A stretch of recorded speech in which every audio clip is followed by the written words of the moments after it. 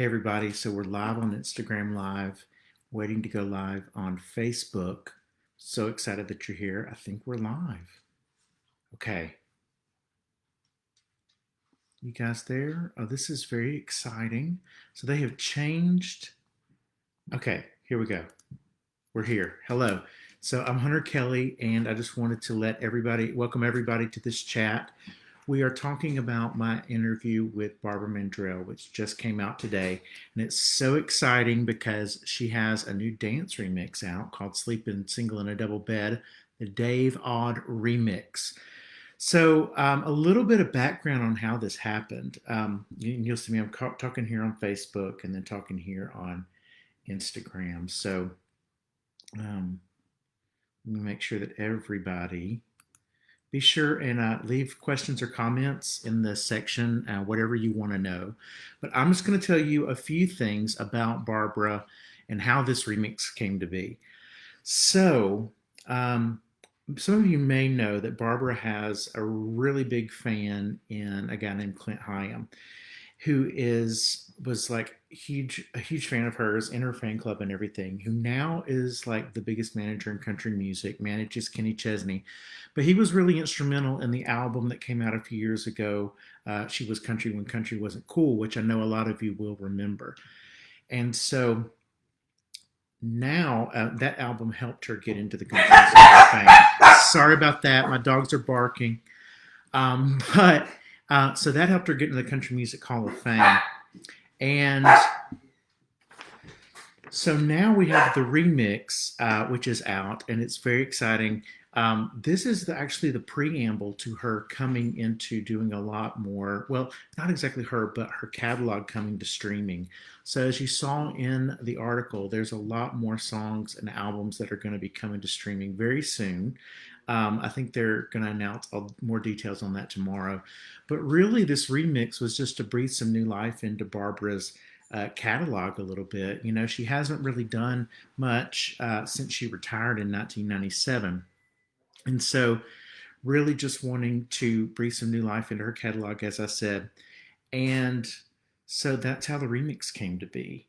And I hope that y'all like it. I mean, it was really great and fun to talk to Barbara about her experience going to like see a drag show, because really, you know, at the time when Barbara was at her peak in the late 70s and early 80s, her and Dolly Parton were really, you know, on par with each other. You know, Dolly won Entertainer of the Year, and I believe it was 78, and then Barbara won in 80 and 81 at the CMA Awards. So there's a lot of the same audience. And so, you know, Dolly's become this gay icon over the years. And really, I think Barbara's catalog is right for that, because when you listen to a lot of Barbara's songs, like "Sleeping Single in a Double Bed" or "If Loving You Is Wrong, I Don't Want to Be Right," they're very R&B driven, and they're very influenced uh, by R&B, which means the subject matter is a little juicy. You don't hear a lot of female artists talking about actually going out and doing the cheating today in country music. And when they do sing about it, with the women going out and doing the cheating, as Barbara did in "If Loving You Is Wrong, I Don't Want to Be Right," and of course "Midnight Oil," I always kind of bring them back to Barbara and be like, you know, Barbara Mandrell did it. I mean, like, it's rare for a female artist to go out and do the cheating, but Barbara did it. And so I applaud any woman who's going out there and singing about that, because there's not a lot of country female artists that will put themselves in that position. It was really funny, though, asking her about that. I asked her about a quote that her dad had said, of course, her manager, Irby Mandrell, in her book. And she said, Irby Mandrell said that Barbara could get away with singing those cheating songs because everybody knew she wasn't actually doing it. You know, she was like really pure, and everybody knew that she wasn't going out and doing the cheating. So let's see. So that was a lot of fun. And go ahead if y'all have any questions. You know, I mean, I have some things that I wanted to tell y'all about this Barbara Mandrell, um, you know, interview, but I also want to take some questions too. Oh yeah, Kathy Lyles, excited, been a Barbara fan for 40 years. I mean, this really is fun to have this remix out. I first heard it when I was on a walk, being in quarantine. We've just been going and walking, um, and I heard it on the walk. So it's so great for doing your cardio. Barbara's doing really well. I mean, so she doesn't, of course, make a lot of public appearances, but she's doing great. We had a great conversation. We talked for like an hour, and it was just really great to connect with her. She's still watching a lot of TV. She watches The Voice, so she was talking about like that's where she gets a lot of her entertainment and what's going on these days. So she was like blown away by the incredible talent there, and she seems to be doing really well. I mean, her and Ken are just hanging out. They're both there today, and she was like talking to Ken on the like just reminding him of some stuff. I think he was going out to do some chores or something. But it was so great to catch up with her. Let's see. And she does want a Barbara Mandrell drag queen. That was the thing. It was really like Barbara Mandrell was disappointed that she went to the drag club, and there wasn't a Barbara drag queen. So if y'all know of any, let me know so I can get her a video because she would love to see that. Um, it was so great to just chat with her though. We hadn't talked in a while. I interviewed her when she got in the Country Music Hall of Fame uh, several years ago, and when they put out the tribute album.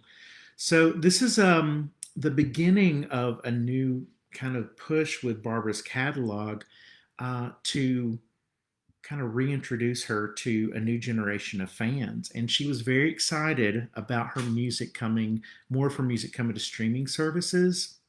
She said that she really just wants her music to be available to whoever would want to hear it. And I'm very excited that people will be able to discover her music. Um, so that was really great. Yeah, I mean, do y'all have anything else you want to know about Barbara? One thing I will say, this is probably going to be announced tomorrow, but if you go to barbaramandrell.com, there's some new t-shirts up. I don't know if y'all have noticed that. Really fun t-shirts. One of them is the cover of the 1991 live album, and another one is Sleeping Single. Um, and so those are really fun. Was Barbara really aware of the impact she was making by being such a dynamic entertainer? John, I think that she really did love. Um, I think she was. I think she was aware of the impact that she was having. I mean, just the television show. She looked back on it, and she did say that being in the Country Music Hall of Fame and being the first female inductee into the Musicians Hall of Fame here in Nashville were huge deals for her, and she really loved having that, loved seeing that. But I do think, that she did understand. And I think that's a big thing. This whole kind of push is coming back. And you're not really going to see, like, at this point, I don't think there's a lot of appearances being planned for Barbara herself. So this is just one of those things where I was able to talk to her and just really kind of kick all this off. But this is really kind of a push with her record label, Universal Music Group, which has a wonderful catalog department like to go and like repackage albums and also do interesting things with them, like this remix, and her management. And so a lot of times with an artist who is either retired or not in the spotlight anymore, you'll see there's got to be somebody kind of behind the scenes really kind of championing all this and making sure that this artist's name and music is still out there and still in the conversation. So really, that's what you're seeing. You're seeing that Barbara's legacy is about to be celebrated in a big way, and hopefully, we'll get her legacy. To have that she really needs the recognition, for what she did and her place in country music and pop culture overall. And so hopefully, we're going to be seeing that. Um, Somebody asked if there will be additional remixes. At this point, I don't know. I'm not really in the loop as far as what they have planned as far as additional remixes. I know I have a lot of songs that I would love to hear remixed. I mean, I think you could do a standing room only remix. Of course, we need a Crackers remix, all that kind of stuff. And so, but I'm not sure if that's going to happen. I know that you can look for more announcements from her camp in the coming weeks. Um, and so that's exciting. Oh, yeah, we do need a woman to woman remix. I sing that at karaoke a lot, and it slays. Why some World Traveler Pro is asking why wasn't her legacy celebrated on the CMAs last year since it was dedicated to women in country? Well, I think Barbara doesn't make a lot of appearances. She was on there 2 years ago or however long ago for the 50th anniversary of the CMA Awards, which wasn't that long ago. Um, so I know that when they were getting for that opening number, when they were getting artists, there were some artists that weren't able to be a part of that opening number that should have been. I'm thinking about the Judds. Um, so I hear you there. I think it was just a matter of, Barbara's retired and she's one of those stars who's really meant it, not having like a comeback tour or not making many appearances. And that's why it was such a big freaking deal to like get on the phone with her, and have this time. Kathy Lyle's asking, do you think she could ever be talked into a single, perhaps award show performance? I don't think so. Like it's been what 23 years since the last dance, so I really think she's sticking to it. I mean, she told us when we did the interviews for the Hall of Fame induction that she only sings in church, but if somebody gets a little too close to her, she just kind of stops. So nobody is hearing Barbara Mandrell sing. And will there be more merchandise available from her gift shop? I think that depends on how much y'all buy. I think if you're buying the Barbara Mandrell merch, there'll be more Barbara Mandrell merch. So, go ahead and place your orders. I know they'd love to see them. I really want that Barbara Mandrell Live 1981 shirt. And that was the thing. They really took pains to make these shirts look cool, like I want to wear these in East Nashville at all the cool, bars and clubs when we're able to open back up. And so I'm just so excited. I know y'all are excited to see Barbara Mandrell really celebrated because her impact and on music and taking she's a real missing link that we don't talk about nearly enough as far as a woman who took country music to the mainstream. And so I think that it's time that people really celebrate her legacy and enjoy her music. And I just freaking love it. I just want to say, I know some people were having an issue listening to the embedded remix in the Rolling Stone article. And if you did, I think we're going to be able to have another link tomorrow that will be able to fix that. So, but yeah, go ahead. Oh, was there anything else I wanted to say? Oh, she also mentioned that she loved dancing with Lawrence Welk. I only put in dancing with James Brown because I was all like, well, that's cool, and talks about the R&B influence. But she also mentioned that dancing with Lawrence Welk was one of the highlights of her entire life. And we talked about the story behind sleeping single in a double bed. So I think Tom Collins, her producer, what she told me, Tom Collins, her producer, Tom's father had said, we're sleeping double in a single. They were sleeping double in a single bed. Some of his parents, like when they first got married, they were sleeping double in a single bed. And he said, hey, that's a song idea. So Dennis Morgan and Kai Fleming were writing for his publishing company at the time, and they went and wrote Sleeping Single in a Double Bed and flipped it. And it is so much fun, as we all know. One of the reasons I took this story to Rolling Stone is 2 years ago, we had a list of country disco songs. And these are songs that came out at the height of disco, in 78. And so I wrote about sleeping single in a double bed because I love the way that it inverts the way that a lot of disco songs like Love Hangover by Diana Ross will start out as a ballad and then go up tempo. And this like starts out really aggressive, like with the chorus and then goes back down to down tempo. So that's what I wrote about for Rolling Stone 2 years ago on this list, which is kind of why I was like, okay, if there is anywhere that this needs to premiere, it is on Rolling Stone. Can I hint about the other surprises being announced? I cannot. I'm sorry, because I want to continue to be the person that they have writing about Barbara Mandrell. Um, Marie Norris says she's never seen a Barbara Mandrell drag queen. Well, yeah, her beauty cannot be duplicated. Y'all, seriously. Anybody got any more questions? Or do you want to share your favorite part of Get to the Heart?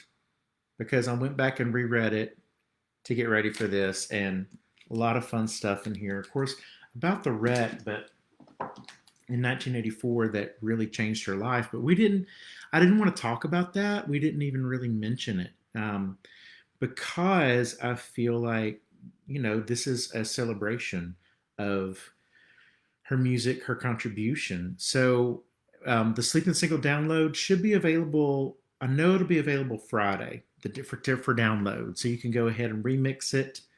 Barbara hopes you all have fun remixing it in your sets. Kathy is asking, who is Barbara Mandrell's favorite country singer now? She didn't mention one now. She only mentioned, we were talking about R&B mostly, so she mentioned Bruno Mars, Justin Timberlake, and Kelly Clarkson, which I guess Kelly sings some country, sometimes. But those were the ones that she named, that she had her eye on today. So really artists, of course, Justin and Bruno, they're singing and dancing and putting on a whole big show.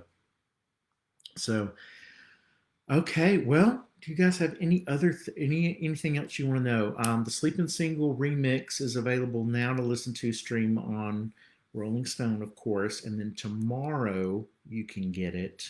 I believe it'll be anyway. Don't quote me on all this, but there will be more information released from the label tomorrow, so keep an eye out for that. I'll post that on my socials as well, so that I'll keep y'all in the loop. But thank you so much.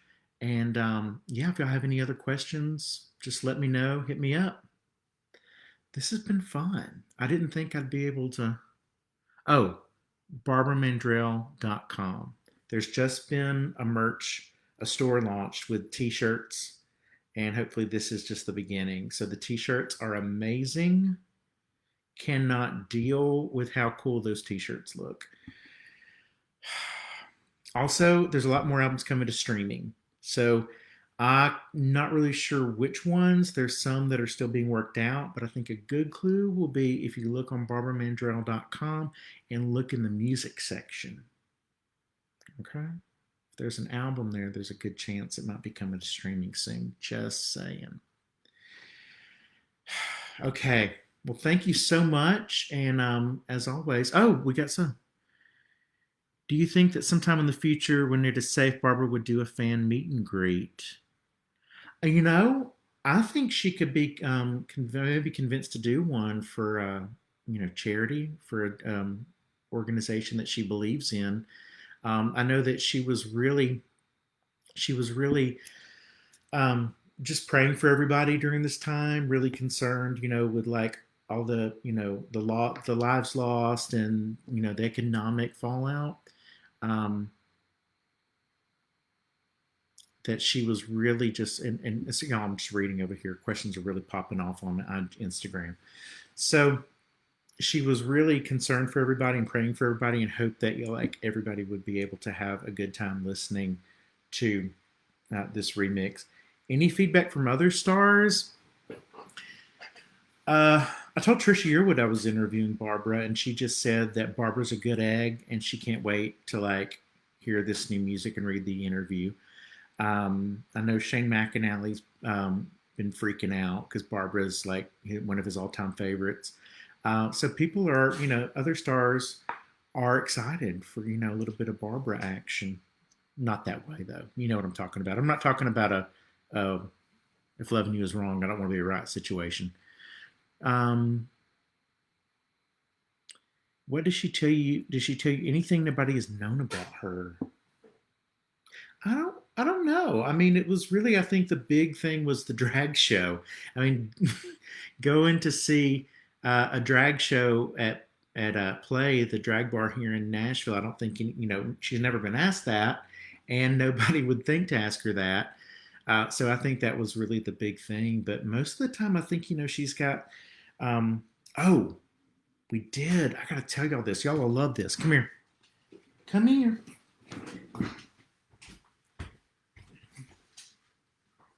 Okay, so I'm back. When I work, this is my dog.